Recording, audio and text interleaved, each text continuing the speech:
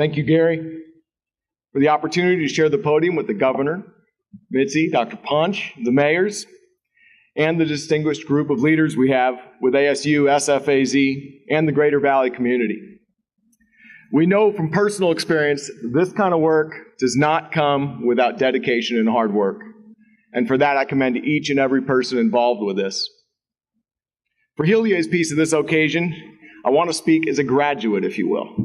We're graduates. We see ourselves as graduates of the AZCATI program. From 2008 to 2010, we were nurtured, trained, and developed within this campus. And for the good of our industry, I expect there will be many more behind us. After all, it's not every day that a private company is founded and successfully spun out of the university context. This goes back to the jobs discussion. I'm here today because Heliae is a good example of university research being taken to industry. Our success has really come in large part from the site, the infrastructure, but most of all the people involved. And I think that's an important thing to recognize. You can have all the infrastructure you want in the world, but if you can't put the right people together who are willing to collaborate with private industry, you're not going to move ahead. Let me give you a bit of background on Heliae. Quite literally, we were born right there behind you in a building we called the Bunker. 2008, we had 10 people, almost 10 people, well-educated, highly motivated, very sunburned. We were not just a little startup in a garage, though. We had great collaboration and great partnerships between ASU, AZCATI, and Bill Harris's team at Science Foundation of Arizona. Heliae's genesis really stemmed from the Mars family, which is a $30 billion plus annual revenue company. It's a 100-year-old privately owned company. And they recognized there were going to be resource constraints as they got into the future in nutrition, soil, energy, and potable water. And that will have an increasing impact on all of our lives as we go through the next 20, 30, 50 years. It wasn't until they came to ASU, met with Dr. Sommerfeld, Dr. Who, and that they found a genuine path that could be a solution. And I want to preface this by saying we don't see algae as the only solution to our energy and nutritional needs in the future. We only see it as one. We really need to fill a gap with multiple technologies. Anyway, ASU offered the insight, knowledge, foundational research base that could address the vision that they acted through with investment.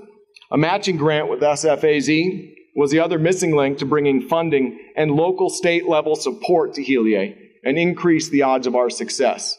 As Dr. Harris had mentioned, it is difficult to get a university-public partnership together with a private enterprise and make the ambition and the motivations work together.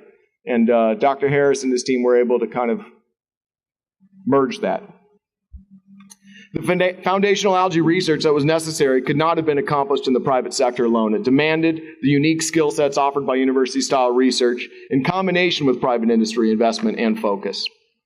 This model, I hope ASU can replicate with many more partners, specifically in the algae world, for generations to come. And certainly with this incredible site now, you're going to have a lot of opportunity to do so.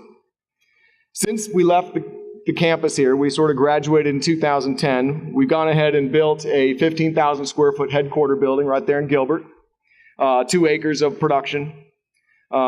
We've completed our first phase out there with a full operating research development program, but as well demonstration scale production platform where we can go from strain all the way through the production process and then hydrotreat it into a jet fuel on site. Based on the foundational learnings we gained here at AZCATI, in the last 15 months, we've been fortunate to have raised an additional $30 million, all of which is invested within 15 miles of this site. Grew our team from 10 people to over 70, filed over 120 patents, have already had 7 issued. We're making all sorts of food, fuel, and chemical samples, going through feed trials and such. And now, recently, with the help of our leadership in Gilbert, we've just leased 20 acres next door to our facility and have expectations to start a commercial facility in construction in 2013.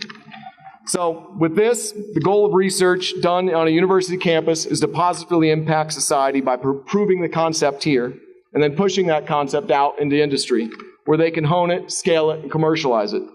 We're in the final processes of this now.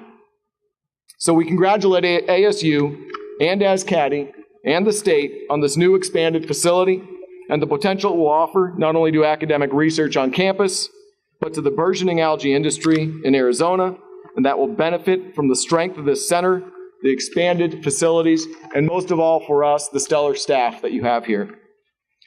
All this would not happen without the support of our policymakers, and we want to thank the governor and her administration for the leadership and support of our most valued partners, the Science Foundation of Arizona, ASU, and now recently, University of Arizona. These organizations offer powerful capabilities that support a private-public partnership environment, drive technology investment in areas that reap major rewards for the people of Arizona, our country, and in fact, the world. Governor Brewer's efforts are putting our state on the map as the global epicenter of algae technology, and I want to see that continue. So not to be overly political, there is a House bill that we will want to ask the support of the governor's administration and your administration's support. It's HB 2225 and 2226. These are the last steps in getting Arizona into true commercial algae production. And what it asks for is simply that algae be treated as an agricultural product, just as any other agricultural tomato, citrus, or any other. So in conclusion, we want to wish you all the best and success in technology development as we look to the future of sustainable production of food, fuel, and chemicals utilizing technology created right here in this magnificent new facility. So I thank you, and I'm going to have, I think, Gary come up for closing remarks.